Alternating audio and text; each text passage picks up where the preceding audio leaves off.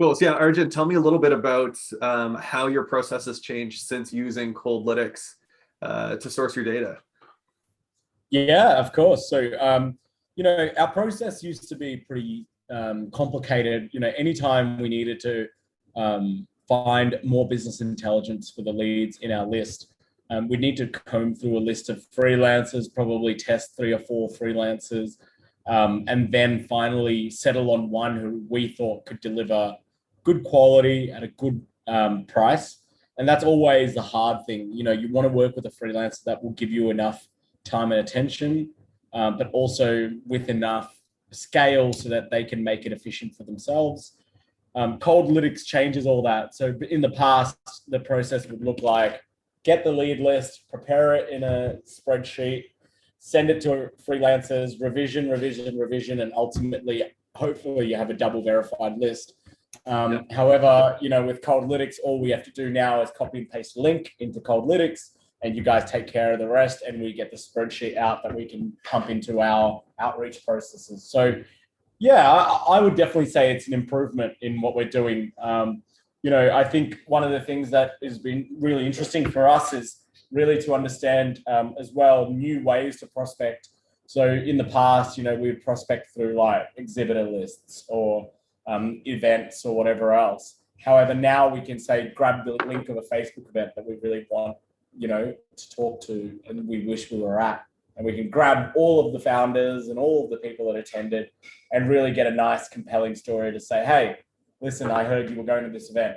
I post regularly on LinkedIn, so I can give a Coldlytics post to that, and I can get all the contact details of everyone who liked me on LinkedIn and send a really genuine, sincere message that says, hey, thank you so much for engaging with me. So, I think it's changing the way that we can sort of do outreach, and it's I really like the social tools that you guys have available. That's awesome. Yeah, that's cool. Something that, we created this product to do for ourselves, and not everybody uses it this way, was to save the amount of time that went into our process, because we spent a whole lot of time, and we do it for our clients now in the cleanup phase of handling data. So I'm curious, is the time commitment that you guys have different now with list processing? Is it much quicker, or is it about the same? I think it's much quicker because the freelancers, they work pretty quick, but the trouble with them is that they're very rigid in the sense that they have their own processes. Oftentimes they've got like lists that they're sending 5 or 6 different agencies. So you don't actually know what you're getting at the end.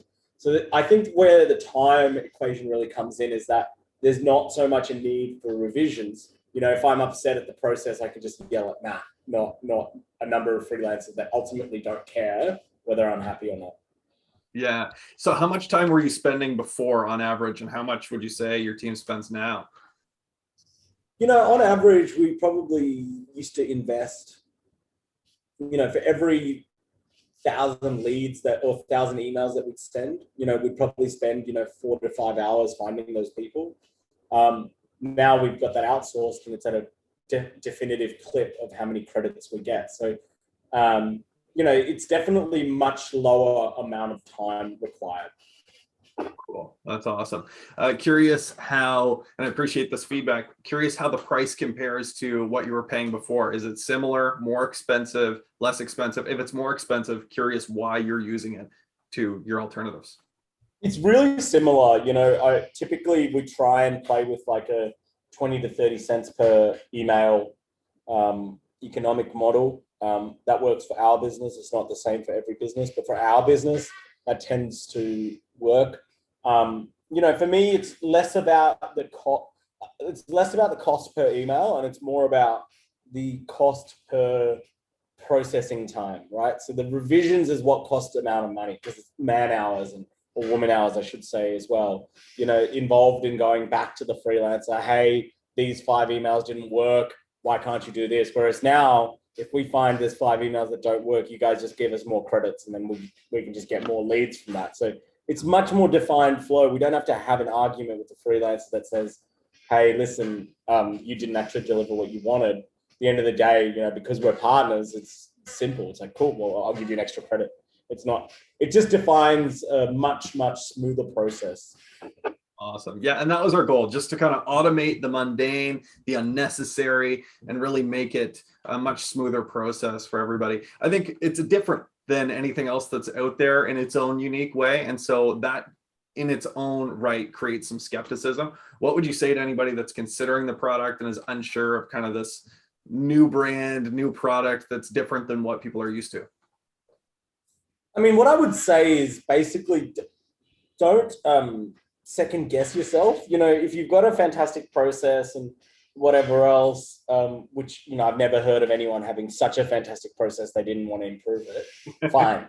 But if you're looking to just add efficiencies to a process without changing much to it, it's a good solution. You know, you don't have to change everything you do. This is literally just it's automating freelancer management for a very specific tool, part of the process. And if anyone's in sales or they're an SDR, they know how difficult this can be.